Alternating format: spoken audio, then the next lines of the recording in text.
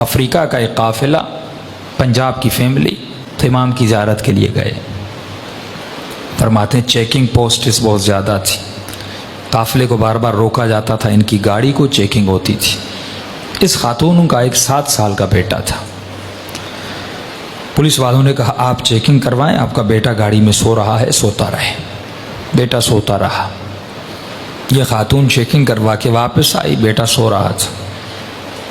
جا کر ان کی گاڑی نجف پہنچی. کہتے جب بیٹے کو اٹھانا چاہا تو بیٹا اٹھ نہیں رہا تھا. فوری ہاسپٹل لے گئے، ہارٹ بیٹ چیک کی، یہ بچہ مر چکا. اس کی ماں بہت روئی، ایک ہی بیٹا. جنازہ ہوا، نماز ہوئی، اس کو جا کر وادی السلام میں دفن کر دیا. اب گھر والوں نے اس کی ماں کو کہا بھائی چلو مولا علی کی زیارت کو. کہا میں نہیں جاؤں گی، میرا بیٹا چھن گیا.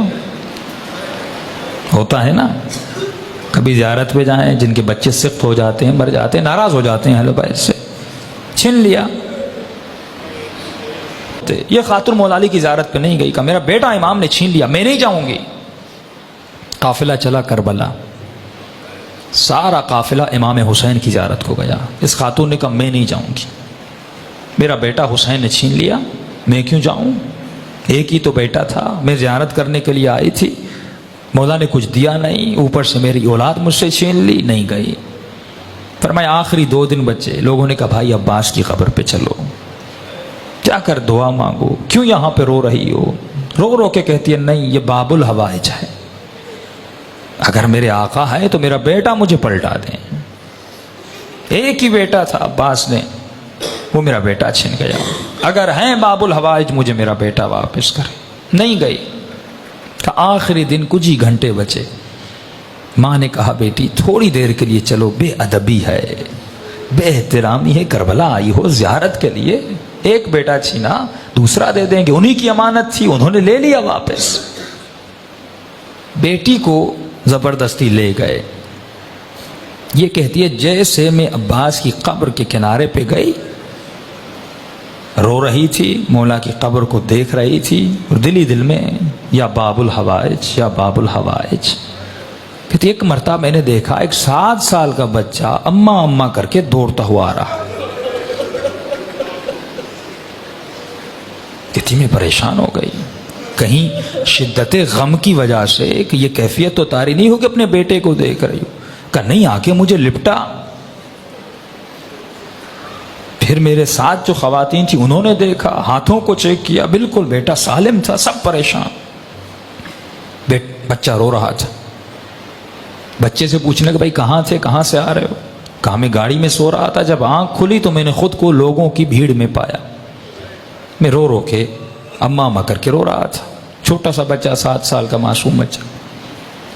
کہتے روتے روتے میں نے دور سے دیکھا ایک گھوڑے سوار ہے، اس کے ساتھ ایک جوان ہے، وہ دونوں آ رہے ہیں.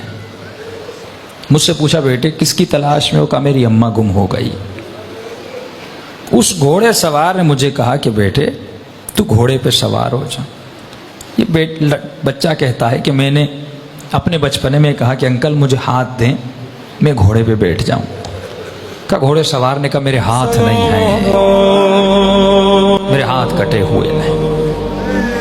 اس جوان کو کہا کہ اسے گھوڑے پہ بیٹھا. کہتے اماں میں گھوڑے پر بیٹھا. اس گھوڑے سوار کے ساتھ آیا، یہاں تک کہ زری تک آئے. اس نے مجھے کہا بیٹے یہیں پہ کھڑے ہو جاؤ، تمہاری اماں تجھے مل جائے گی. جب اماں تمہاری تمہیں ملے تو میرا ایک پیغام دے دینا. کہ کون سا پیغام؟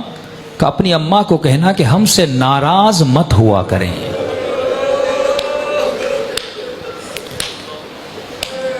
ہم تھوڑی تھوڑی باتوں کے لیے دنیا کی وجہ سے جب اہل بیت کا دل دکھاتے ہیں.